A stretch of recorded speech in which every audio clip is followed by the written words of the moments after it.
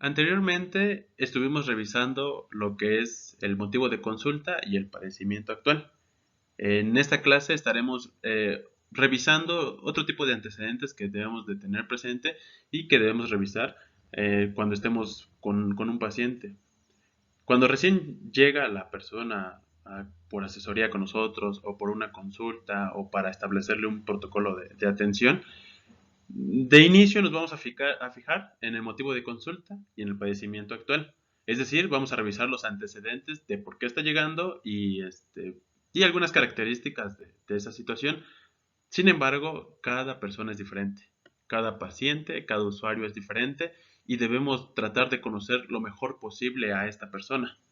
El motivo de consulta y el padecimiento actual nos van a dar muchos datos de lo que está sucediendo en este momento, pero previamente sucedió algo o hubieron algunas situaciones que propiciaron que en este momento tengamos ese motivo de consulta y ese padecimiento actual.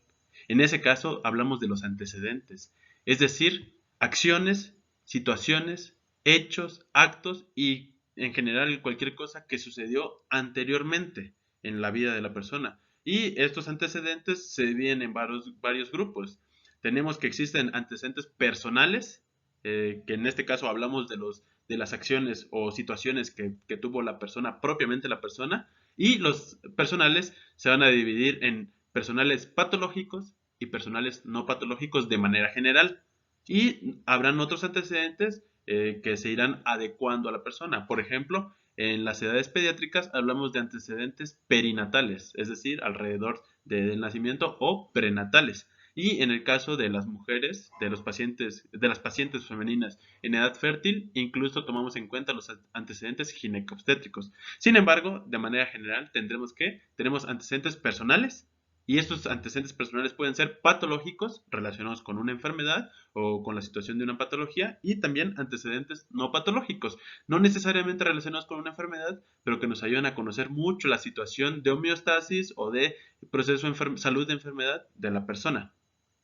Además de los antecedentes personales, hay un tipo de antecedentes muy importantes debido a que nos pueden hablar de carga genética y son los antecedentes heredofamiliares. Y justamente en esta clase vamos a hablar de un poquito de los antecedentes personales en esta diapositiva y posteriormente iniciaremos a hablar propiamente de los antecedentes heredofamiliares porque nos dan un panorama más amplio de lo que está sucediendo y esta información nos va a servir a nosotros en el área de rehabilitación, pero también le va a servir a otros profesionales de la salud.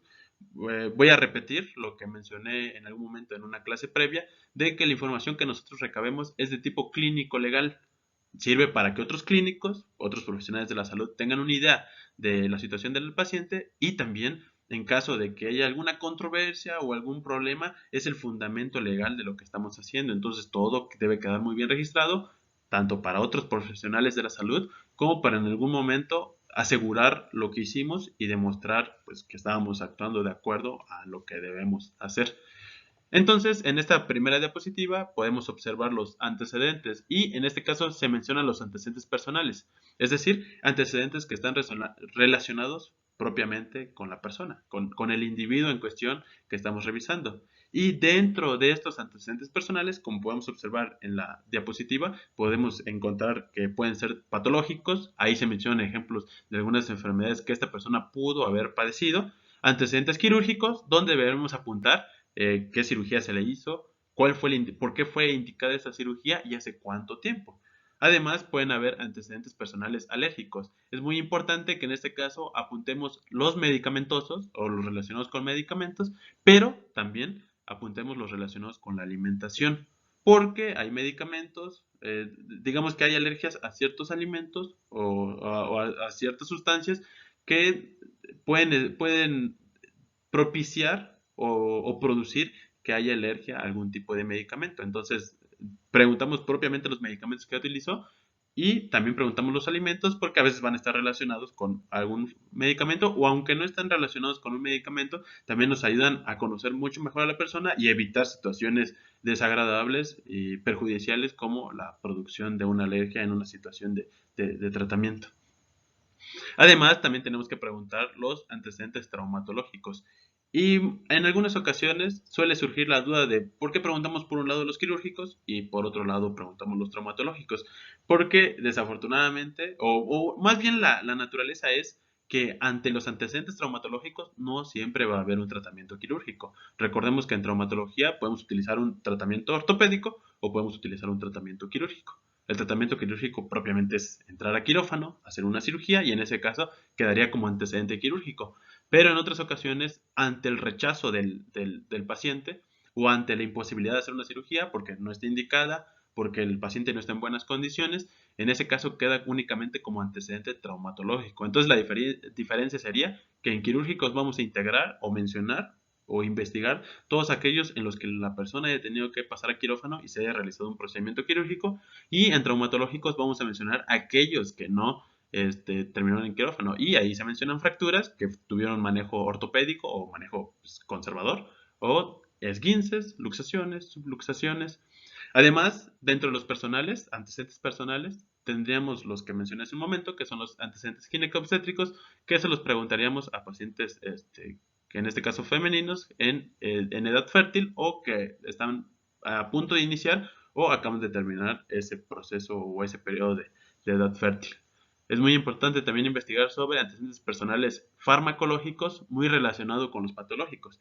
Si ya tenemos, por ejemplo, en este caso debemos estar muy pendientes de, por ejemplo, si tenemos el antecedente patológico de hipertensión arterial de larga evolución o de evolución muy pequeña, en ese caso debemos apuntar antecedentes farmacológicos, qué medicamentos se está usando o si no se está usando también mencionarlo, porque a veces las personas dicen que tenían un tratamiento pero que en este momento no lo están utilizando porque les cayó mal, porque algún familiar se los recomendó, que eso está, en este momento de recabar antecedentes, no vamos a tratar de, nuestro objetivo no es corregir o aumentar la educación para la salud de la persona. El objetivo es recabar información y al final de cuentas todo esto nos sirve. Por ejemplo, si una persona en los antecedentes patológicos nos dice que se sabe diabético o se conoce hipertenso de larga evolución y en los antecedentes farmacológicos, cuando lo investiguemos, nos dice que rechazó el tratamiento o que no quiso el tratamiento porque le daba miedo que le pasara algo, bueno, no hacemos ningún comentario para la educación de la salud de esta persona, simplemente lo registramos y en este caso iríamos integrando la información para darnos cuenta de que esta persona tiene muy mal apego al tratamiento y por lo tanto va a ser muy fácil que ante nuestro protocolo de rehabilitación esta persona no tenga tanto apego, es decir, ante nuestras recomendaciones es probable que no nos haga caso a nosotros y a otros profesionales de la salud. Entonces, en este momento solo nos encargamos de registrar la información.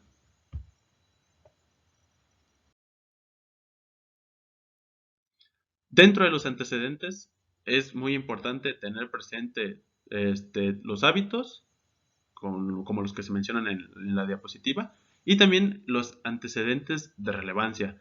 Acabo de decir que van a haber antecedentes personales y antecedentes heredofamiliares. Es muy importante saber qué información sí nos sirve y qué información no. Tal como mencioné en otra ocasión, no se trata de obtener una biografía del paciente, tiene que ser información con sentido clínico, con orientación clínica. Si la información no nos ayuda a conocer mejor al paciente desde el punto de vista de la salud o de la enfermedad, en ese caso la información está de más. Es decir, no vamos a apuntar gustos o preferencias a menos que estén relacionadas con la salud. Es muy importante apuntar los hábitos siempre y cuando sean de importancia clínica, tal como los que se mencionan ahí. Estos serían hábitos que sí valdría la pena indagar e investigar porque están muy relacionados, sobre todo con el proceso pues, de salud y de enfermedad. En el caso de los antecedentes familiares, debemos centrarnos en aquellos que tengan relevancia y tienen que ser familiares lo más directo posible. Nos interesa mucho los antecedentes de familiares de primer grado, padres, hermanos, hijos, son los que más nos interesan y tal vez un poquito más allá con la familia un poco más extensa, tal vez tíos, abuelos, eh, eh, primos, sobrinos. En ese caso tal vez nos podría interesar un poco, pero generalmente nos vamos a enfocar a la familia nuclear y también van a haber algunas situaciones que veremos más adelante donde sí nos interesaría ver, por ejemplo, la línea de familiares masculinos, línea de familiares femeninos.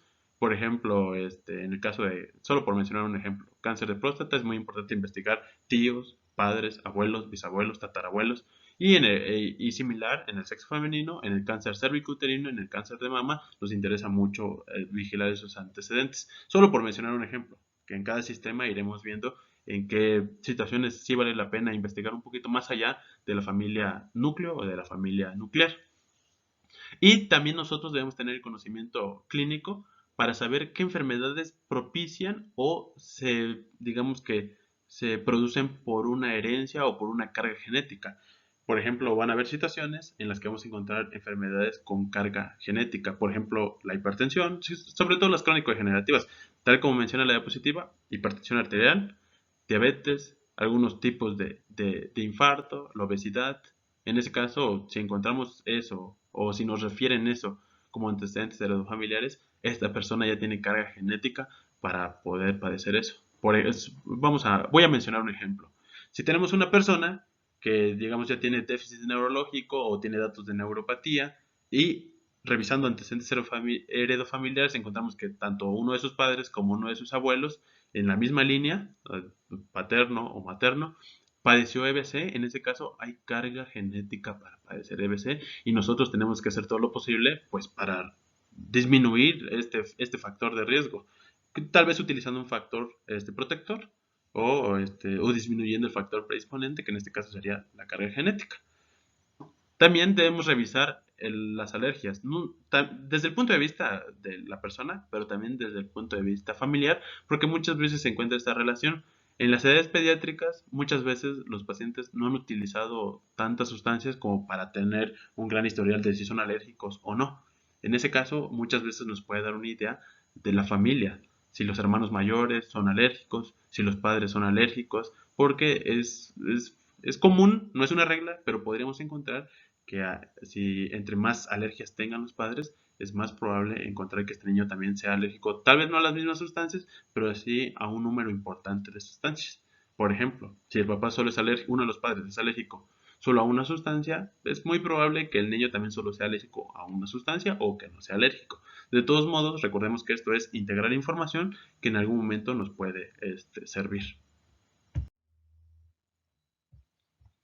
Entonces, una vez mencionado que tenemos antecedentes personales, que esos antecedentes personales tienen, digamos que, pues, varias partes, como lo mencionamos en una diapositiva anterior, y que también tenemos antecedentes heredofamiliares, para esta ocasión vamos a hablar de antecedentes heredofamiliares. Los antecedentes personales, tanto patológicos como no patológicos, propios de la mujer, propios del niño, eso lo estaremos viendo más adelante. Iniciaremos con lo que es común para todos, que son los antecedentes heredofamiliares, y en este caso nos interesa conocer el proceso de salud, enfermedad, proceso tanto sano como proceso patológico que han tenido los familiares de primer grado, a veces extendiéndonos un poco hacia familia extensa como los abuelos, tíos abuelos, tatarabuelos.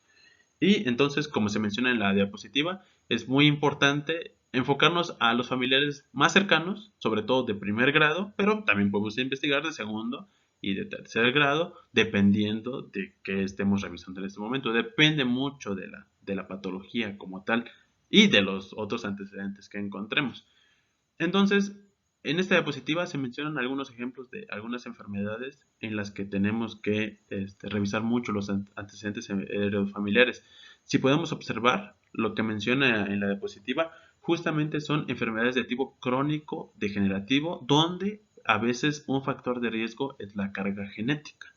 Entonces, menciona el asma, que sobre todo es una enfermedad de tipo neumológico predominante en los niños y que puede, igual que las otras enfermedades, en este caso puede mejorarse la situación, pero no hablamos de una curación total.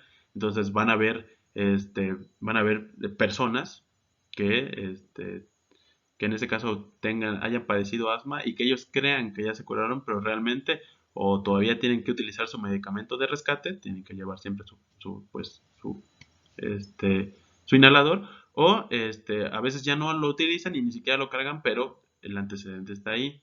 En este caso, hablando de antecedentes heredofamiliares, es muy importante que si tenemos una persona joven, investiguemos qué le pasó a las personas adultas de la familia. Es decir, estamos revisando a un paciente pediátrico, a un paciente adolescente, a un paciente adulto joven. Vale mucho la pena indagar un poco sobre si los papás, hermanos mayores o abuelos padecieron asma, diabetes, algún tipo de cáncer, que recordemos que cáncer es un grupo complejo de patologías donde hay diversos, ese rato mencioné dos, bueno, ese rato mencioné tres, el cáncer de mama, cáncer cervicuterino y cáncer de próstata. Entonces, hablar de cáncer es hablar de un grupo complejo y diverso de patologías. Entonces, podríamos preguntar si en general hubo algún tipo de neoplasia o algún tipo de cáncer. Y la enfermedad cardíaca, que generalmente esta enfermedad cardíaca en la que estamos pensando en este momento está muy relacionada con la edad. Y nos interesa saber cómo le fue a los adultos para tener más o menos una idea de cómo le va a ir a esta persona. Por ejemplo, si nos dicen que los padres desarrollaron una enfermedad cardíaca a partir de los 40 y si nuestro paciente o la persona que estamos revisando tiene 20 años, es probable, tenemos que hacer todo posible para que cuando llegue a esa edad no siga el mismo camino, no tenga el mismo destino. Entonces, vuelvo a repetir, en antecedentes heredofamiliares nos interesa mucho lo que esté relacionado con familiares de primer grado, dependiendo de la patología o de la situación en general del paciente, podremos indagar un poquito más para segundo, tercer o más grados. Y en este caso, debido a que son antecedentes heredofamiliares, nos interesa saber cómo le fue a los adultos de la familia para saber qué le espera o qué le podría pasar a nuestro paciente como tal. Es muy importante, en cuanto a antecedentes heredofamiliares, investigar tanto procesos de morbilidad como procesos de mortalidad. Y estos dos conceptos seguramente ya los habían escuchado tanto en el bachillerato y probablemente a lo largo de la carrera. En este caso, podemos combinarlo porque nos interesan los dos y decir morbimortalidad, que combinar dos conceptos. En el primer caso, hablamos de morbilidad, enfermedades que padecieron las personas de la familia y que tal vez se curaron o que ya controlaron. Y también hablamos de mortalidad. Y en la mortalidad nos interesa saber edad en la que la persona falleció, qué fue lo que provocó el fallecimiento y qué enfermedades padecía antes del fallecimiento. Es muy importante investigar eso porque no siempre hay una relación tan exacta. Por ejemplo, hay personas adultos, podríamos encontrar, por ejemplo, en una familia, que el paciente al que acude con nosotros tiene 25 años y su padre falleció a los 60 años de padeciendo hipertensión arterial, pero el fallecimiento fue secundario a un accidente automovilístico. Entonces, en ese caso, no podríamos decir que nuestro paciente tiene de carga genética para fallecer por hipertensión arterial o por alguna complicación de la hipertensión arterial, porque no lo provocó la muerte a su familiar. Muy diferente a que nos refieran o nos comenten que un familiar a los 65 años falleció por un EBC fulminante secundario a que tenía una hipertensión arterial y que nunca tomó su tratamiento. Esa es una situación muy diferente donde vemos mal apego al tratamiento, complicaciones o secuelas de una enfermedad base y que pues, eso provocó el fallecimiento. Entonces ahí tendríamos que utilizar un poco más de conocimiento clínico para prevenir que esto le llegue a pasar a la persona que está enfrente de nosotros o que está acudiendo con nosotros. ¿Qué tenemos que revisar en ese proceso de morbimortalidad? Vamos a investigar, dependiendo, vamos a adecuar esto a la persona que estemos revisando, pero de manera general, y como lo menciona la diapositiva, tenemos que investigar enfermedades y edades de la enfermedad o de la muerte de los padres, hermanos, hijos o abuelos. Es decir, nos interesa saber qué enfermedades padecieron, a qué edad se le diagnosticó, cuánto tiempo tardaron con la enfermedad, si es que se curó, o si no se curó, si era crónico-degenerativa, estaban controlados o estaban descontrolados o incluso estaban descompensados. Estas palabras las iremos afinando o las iremos viendo poco a poco con siguientes clases. Y en el caso del fallecimiento nos interesa saber si el fallecimiento estuvo relacionado con una complicación de la enfermedad o si fue una cosa por aparte, porque no siempre, como mencioné en un ejemplo anterior, no siempre es así. También nos interesan saber algunos tipos sobre todo en la relación de padres o de parejas, nos interesa saber si hay consanguinidad. Si no, desafortunadamente, sobre todo en nuestro medio, muchas veces nos damos cuenta, muchas veces por el apellido, podemos encontrar que el apellido se repite, Y valdría la pena investigar, vuelvo a repetir, esto es en nuestro medio, dependerá mucho de dónde estemos ejerciendo, pero en nuestro medio sí es importante investigar con sanguinidad respecto a los progenitores, padres, abuelos, investigar si hay algo ahí, porque tal vez cuando estudiaron biología, o digamos que en el bachillerato, tal vez, o tal vez en la secundaria, seguramente escucharon de los efectos cuello de botella, como enfermedades genéticas o enfermedades que necesitan la carga genética empiezan a aumentar en una población en la que existe consanguinidad. Entonces, esto es importante revisarlo y sobre todo lo vamos a preguntar cuando sospechemos que la enfermedad que estamos viendo es de tipo genético. Además, debemos preguntar sobre malformaciones. Esto es muy importante y lo iremos viendo poco a poco. Las malformaciones es importante preguntarlas tanto qué padeció y qué tratamiento se le hizo. Por ejemplo, en una ocasión nos podrían decir que el paciente que estamos revisando, que ahorita ya es adolescente o que es adulto joven, cuando nació fue diagnosticado con espina bífida. Y solo por mencionar un ejemplo, la espina bífida puede ser, por ejemplo, la persona nos dice que tuvo espina bífida, nosotros podríamos investigar un poquito más allá si esa espina bífida, qué pasó realmente ahí, eh, si incluso comprometía la médula espinal, por ejemplo, espina bífida realmente no es como tal el diagnóstico, más bien nos podría decir la persona que tuvo mielo, meningocele o solo un meningocele y nos interesaría saber dónde lo operaron y cuántos días tenía al operarse. Por ejemplo, el Instituto Nacional de Perinatología tiene uno de los mejores servicios de neurocirugía pediátrica para resolver la espina bífida, tanto si es mielomeningocele como meningocele, y se resuelve. Pero esta persona tenía una malformación, venía con un problema. Obviamente se le dio el tratamiento inmediato, tal vez se le dio el tratamiento inmediato, pero es totalmente normal o probable que encontremos algunas complicaciones tanto de su problema que tenía al nacimiento o a edad temprana, como del procedimiento que se le hizo, porque es un procedimiento complejo que muchas veces les va muy bien y en otras ocasiones pueden haber algún tipo de problema. Entonces, malformaciones es muy importante preguntarlo, sobre todo cuando nuestro paciente es muy joven, porque puede estar relacionado con eso.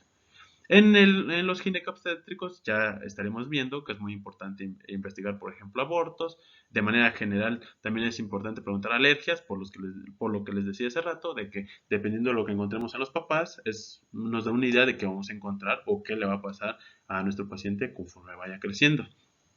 Las neoplasias es muy importante investigarlas porque son una gran causa de mortalidad y existe carga genética para la neoplasia. Entre más familiares afectados por neoplasias encontremos, más riesgo y más carga genética existe para la persona que es nuestro paciente. En cuanto a la obesidad, aquí ocurre algo interesante. Muchas personas mencionan que obesidad se debe preguntar en antecedentes heredofamiliares, pero no tanto por la carga genética, sino más bien por la carga epigenética. Esto quiere decir que no es que existan, no necesariamente tienen que existir genes de la obesidad, pero los hábitos alimenticios que propician la obesidad se van a heredar porque los pequeños, los hijos, se van a acostumbrar al modo de alimentación y al estilo de vida que llevan los papás. Entonces, lo preguntamos en antecedentes heredofamiliares, no precisamente por la genética, tal vez más relacionado con la epigenética, aunque esto es una controversia. De todos modos, es importante preguntar todo lo relacionado con síndrome metabólico en antecedentes heredofamiliares. En este caso, sobrepeso y obesidad es algo que debemos investigar y que siempre debemos indagar. También debemos indagar las cirugías. No, en este caso no estamos hablando de los personales. Aparte tenemos los antecedentes personales quirúrgicos.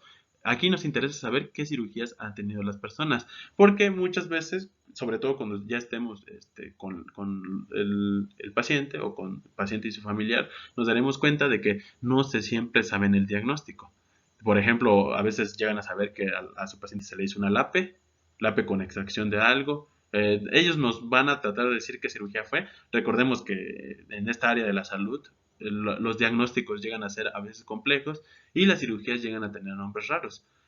Idealmente se le da a la persona, justamente por eso a la persona se le da una hoja de alta que debería llevar siempre a revisión, o sea, si va a consulta, si va si se le va a establecer un protocolo de rehabilitación, debería llevarlo, pero no siempre lo hacen. En ese caso, valdría la pena preguntar por enfermedades Y también preguntar por antecedentes quirúrgicos, sobre todo para que nosotros vayamos consiguiendo esa información. Esto pensando en que el paciente no tiene un resumen o una historia clínica que nos va a entregar. Nosotros debemos ir indagando, tratando de obtener la información que necesitamos. Y alcoholismo y toxicomanías es algo que también vamos a preguntar en cuanto a la persona, pero también nos interesa preguntarlo en cuanto a los familiares. Este comentario lo hago porque muchas de las cosas que estamos viendo en esta diapositiva las vamos a volver a preguntar en personales patológicos o en personales no patológicos. Y en ese caso es importante recordar que en este momento que estamos hablando de estos ejemplos, estos solo son ejemplos. Realmente antecedentes heredofamiliares no solo se limita a esto. Esta lista que se menciona en la diapositiva es a modo de ejemplo para que nos demos una idea de lo que estamos preguntando. Anteriormente les comenté que el hecho de hacer una correcta semiología es algo que se tiene que practicar y conforme mayor ejercicio profesional y experiencia tengamos, vamos a ser más hábiles para saber qué información necesitamos y qué cosas podemos preguntar. Entonces, algunas cosas que encontramos en esta diapositiva van a volver a repetirse en antecedentes personales, pero en este caso se mencionan aquí porque nos interesan saber esos antecedentes en la familia. Por ejemplo, las toxicomanías. Si los hermanos mayores o si los papás tienen toxicomanías, en ese caso es muy probable que también nuestro paciente lo tenga. Y esta información la debemos de tener porque muchas veces en antecedentes personales patológicos la persona no se atreve a decirnos que tiene una toxicomanía o que tiene un problema de alcoholismo o de etilismo, pero investigando a la familia nosotros nos damos cuenta de que si la familia lo tiene, la familia ya tiene ese antecedente, existe el riesgo de que lo padezca y vamos pues integrando el conocimiento clínico o el razonamiento clínico que nos interesa para tener un correcto acercamiento al paciente. Recordemos que en este proceso de atención hacia la salud de las personas no únicamente vamos a dar protocolos de rehabilitación, tenemos que garantizar que esta persona tenga apego al protocolo de rehabilitación. Esta persona va a ser tratada por un equipo multidisciplinario. No somos nosotros solos. No solo es un médico general solo, no es solo un médico especialista, no solo es un rehabilitador, no solo es un rehabilitador especialista. No, realmente somos un gran equipo de profesionales de la salud y tenemos que unir esfuerzos, hacer sinergia para garantizar que exista un apego al tratamiento. Y en este caso, este tipo de información nos ayuda a saber qué tanto nos va a pues, hacer caso la persona. Es muy importante tener estos datos y nos puede ayudar a detectar datos de que no va a haber apego al tratamiento y que van a haber complicaciones. Y otra cuestión por la que debemos hacer esto es, por un lado, para garantizar que la persona se recupere, que al final de cuentas, pues la mayoría de nosotros inició una carrera en el área de la salud porque de algún modo tenemos ese interés de que las personas estén bien. Y por otro lado, para no llegar a tener problemas de índole médico legal, porque muchas veces a las personas se les hace fácil no tener apego al tratamiento, no seguir el protocolo de rehabilitación, no seguir las recomendaciones y cuando viene un problema de salud secundario a pues, no hacer caso o no tener apego, en esa situación muchas veces desafortunadamente se les hace muy fácil culparnos a nosotros, al equipo de personal médico y paramédico, rehabilitadores, en general a los profesionales de la salud y nosotros tenemos que tener estos antecedentes, pues desafortunadamente para defendernos de estas cuestiones. Nos van a querer, tal vez nos lleguen a acusar de que no dimos un buen tratamiento o un buen protocolo de rehabilitación, pero nosotros nos podremos defender mencionando que no existió apego al tratamiento en base a cuestiones que quedan plasmadas en el expediente clínico, en la historia clínica y por lo tanto en el expediente clínico. Este proceso de revisar información en antecedentes heredofamiliares lo vamos a ir afinando poco a poco con la práctica. En esta diapositiva se presenta de manera general qué debemos de preguntar y nosotros en la práctica iremos viendo cómo se hace ese proceso. Entonces, respecto a qué debemos de preguntar, en la diapositiva podemos encontrar que debemos preguntar si padeció alguna enfermedad, si en este momento padece una enfermedad o si ya falleció, si falleció a consecuencia de esa enfermedad padecida o a qué se debe su fallecimiento. Eso es muy importante saberlo. Cuando la persona no logra decir qué pasó, incluso podemos recabar pues, una de las copias que le quedan a la persona del certificado de defunción. Dependiendo de nuestra investigación, muchas veces nos quedamos con lo que nos dicen y cuando queremos indagar muy bien porque es relevante para el caso, en ese caso ya podemos irnos a los documentos, recetas anteriores, diagnósticos previos, certificado de defunción para encontrar qué pasó ahí. Y también debemos, eso en cuanto al fallecimiento, muy relacionado con la mortalidad. En cuanto a la morbilidad, es muy importante investigar qué enfermedades han padecido, padecen o si fallecieron a causa de una enfermedad de tipo endocrina o tipo metabólica o como mencioné ahí, endocrino metabólica. Es importante revisar eso porque tanto para los dos ejemplos que estamos revisando en este momento hay carga genética. Si a alguien en la familia ya le pasó, es muy probable que el paciente que estamos revisando pues pueda padecerlo si no se toman las medidas necesarias. Recordemos que un factor de riesgo no necesariamente indica que esa enfermedad se va a padecer. Al final de cuentas, el factor de riesgo es un factor predisponente. Si bajas la guardia, si no te cuidas, este factor pues va a ser más fácil que te enfermes o que fallezcas de alguna complicación de alguna enfermedad que seguramente ya estaba en la familia. Además, es importante revisar otro tipo de enfermedades. Por ejemplo, aquí, estos solo son ejemplos. Podemos investigar hipertensión arterial, diabetes mellitus, tuberculosis, enfermedades relacionadas con el síndrome de inmunodeficiencia adquirida causada por el VIH, cardiopatías, enfermedades hematológicas, enfermedades alérgicas y otro tipo de enfermedades de tipo infeccioso como la hepatitis, por ejemplo. Y al fin, en la parte de abajo de la diapositiva podemos observar algunos datos de por qué es importante revisar estos antecedentes heredofamiliares. Ahí se mencionan algunas enfermedades y se hace la mención muy importante de la enfermedad tanto del sobrepeso, la obesidad y la diabetes.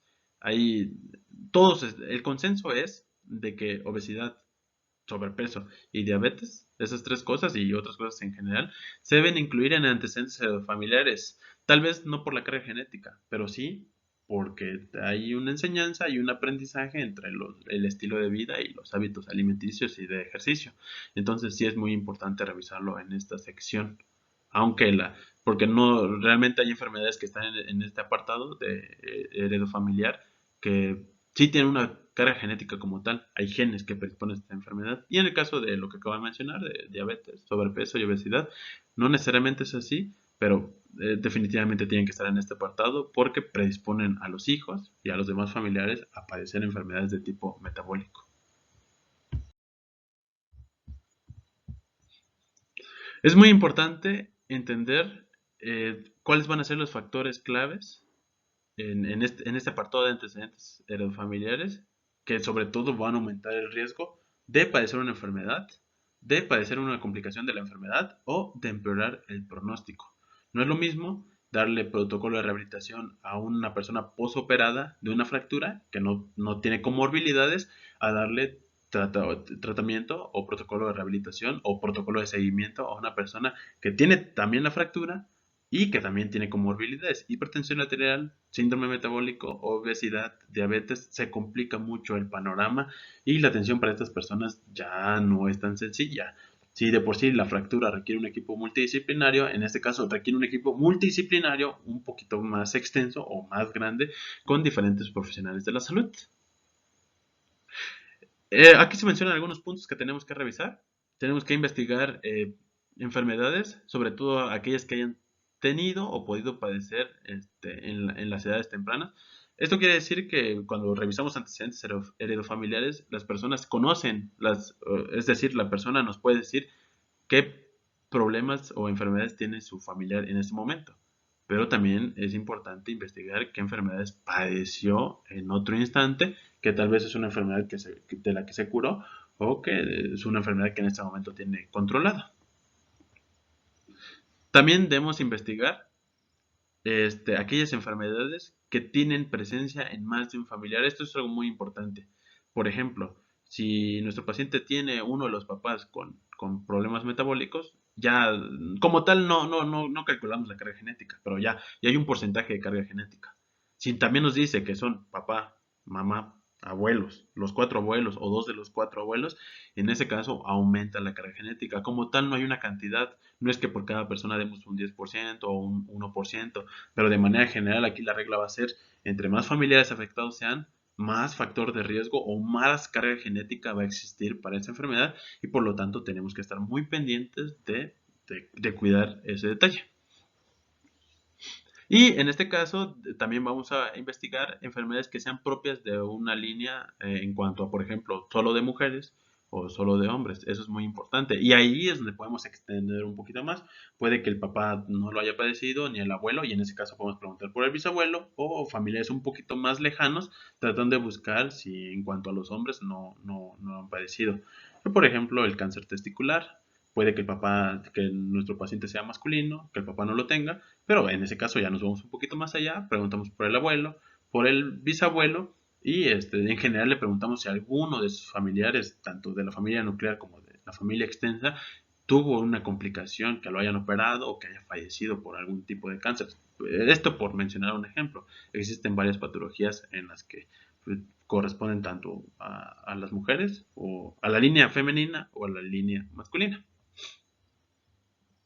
Y también tenemos que investigar si la persona que tuvo una enfermedad o falleció a causa de una enfermedad solo tenía una patología o si más bien tenía un conjunto de patologías. Desafortunadamente a veces encontramos que una persona fallece por cáncer de mama, pero también tenía cáncer cervicuterino, también tenía cáncer de ovario, también tenía obesidad, también tendría síndrome de ovario poliquístico. Nos empiezan a decir un montón de enfermedades, entonces siempre es importante revisar si esta persona solo tenía una enfermedad, o si solo tiene una enfermedad, o si tiene más bien un conjunto de patologías, y si ese conjunto de patologías están relacionadas. Por ejemplo, cuando encontramos hipertensión arterial, sobrepeso, obesidad, diabetes, en las que se empieza a integrar el síndrome metabólico.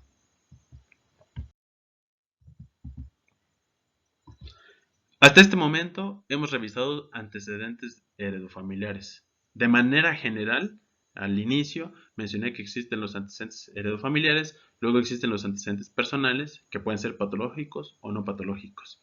Eh, eh, Posteriormente estaremos revisando justamente lo que pueden ver en la diapositiva, que son los antecedentes personales no patológicos. Por lo pronto, nos quedamos con las generalidades de los antecedentes, ya revisamos antecedentes heredofamiliares y seguidamente vamos a estar revisando antecedentes personales tanto no patológicos como patológicos. Es importante recordar que estos antecedentes nos ayudan a conocer mucho al paciente o a la persona. No lo vamos a hacer siempre. Aquí tenemos que tener un criterio clínico para saber cuándo sí y cuándo no. De manera general, la recomendación es tomarle los antecedentes a todos porque debemos conocerlo lo mejor posible. No, de manera general, no rehabilitamos patologías, no rehabilitamos problemas de salud, rehabilitamos personas, atendemos personas. Entonces, por mucho que dominemos una patología, tanto de músculo esquelético, tanto de nervioso, no importa dónde sea la patología, no se trata de cuánto sepamos de esa enfermedad o qué tan hábiles seamos para rehabilitar esa enfermedad. Tenemos que ser realmente, digamos que la habilidad de nosotros como profesionales de la salud radica en poder atender a una persona y tratar incluso a la familia. Realmente no tratamos enfermedades y no tratamos individuos. Muchas veces llegamos a tratar familias. La dinámica familiar de una persona enferma llega a cambiar mucho. Entonces es importante que tengamos un criterio clínico. Vuelvo a repetir, de manera general, si el tiempo y los recursos lo permiten, debemos hacerle historia clínica a todos los pacientes, a todos, para conocer muy bien a nuestros pacientes. Eso es lo ideal. Sin embargo, sobre todo en el ámbito público, no siempre existe el tiempo ni el recurso para poder hacer esto. En ese caso, tenemos que tener un ojo clínico o un criterio clínico en el que nos demos de cuenta de quién se va a beneficiar de que investiguemos antecedentes y quién no necesariamente los necesita. Esto lo iremos revisando en cada uno de los apartados, pero de manera general debemos de adquirir o buscar adquirir los conocimientos y la habilidad para saber quién se beneficia de toda esta investigación y quién no lo necesita. Hay diversos tipos de patologías. Hay patologías, sobre todo las crónico-degenerativas o las que tienen carga genética, en la que revisar antecedentes nos ayuda a mejorar esto. Por ejemplo, si tenemos una persona que ya tuvo una fractura, no tuvo apego al tratamiento y se volvió a fracturar, bueno, definitivamente tenemos que revisar antecedentes. Tenemos que saber por qué le pasó lo primero, por qué no siguió el tratamiento y por qué nuevamente vuelve a tener una fractura y justamente en el mismo lugar. Ahí nos damos cuenta o tenemos un ejemplo de que debemos investigar mucho más. Muy diferente a otra persona que lo que tiene es únicamente, por ejemplo, una luxación o una fractura. y le sucedió por un accidente. No había factor de riesgo más que utilizar vehículo automotor y no había carga genética. En ese caso, no necesariamente tendríamos que hacer esto de manera inmediata y ya podríamos valorar en el seguimiento si es necesario. Eso es una habilidad que debemos de tener. Y una vez sabiendo a quién le debemos realizar toda esta investigación clínica, es muy importante saber qué datos vamos a investigar, que es lo que justamente estaremos revisando en esta clase. De manera general, recordemos que el objetivo es ver semiología, sin embargo, también de repente vamos a mencionar un poquito muy relacionado con la exploración física, porque de hecho semiología y exploración física van muy de la mano, sobre todo porque como tal, la semiología, la investigación del signo o del síntoma, la podríamos hacer muchas veces pues hablando con el paciente, pero el paciente no nos va a decir, esto es algo común, la persona no justamente nos va a decir lo que necesitamos, e incluso la persona sin querer puede entorpecer la semiología. En ese caso, la exploración física es una herramienta que nos permite validar la información obtenida de la semiología. A grandes rasgos lo voy a mencionar así. Tenemos una persona que llega por dolor. El dolor es un síntoma y en ese caso dependemos de lo que nos cuente. Hacemos la semiología y detectamos de que la persona no nos está dando los datos que necesitamos o incluso está simulando la enfermedad. En ese caso, recurrimos a la exploración física y tratamos de identificar aquellos signos acompañantes que, que están con el dolor. Por ejemplo, algunos cambios en los signos vitales, algunos cambios en la zona del dolor, cosas que iremos viendo poco a poco. Entonces, como tal, no nos quedaremos solo con las preguntas. De repente mencionaré un poquito de exploración física y, aunque no es el objetivo de esta clase, mencionaré un poco de exploración física, sobre todo para complementar o para validar o para mejorar mucho nuestra semiología que estaremos haciendo pues prácticamente en todo nuestro ejercicio profesional. Entonces, para esta clase vimos generalidades de antecedentes personales, vimos antecedentes heredofamiliares, tomando en cuenta que posteriormente en las siguientes clases estaremos ahondando en los diferentes sistemas y para cada sistema nuevamente estaremos revisando antecedentes personales para ese sistema y antecedentes heredofamiliares para cada uno de los sistemas. Por ejemplo, en algún momento cuando estemos hablando de sistema geniturinario o de sistema urinario, ya propiamente mencionaremos la importancia de la carga genética en la línea masculina para el cáncer testicular, tal vez la línea de ambos, femenina y masculina, para el cáncer de vejiga y cuestiones así. O por ejemplo cuando aparece hematuria.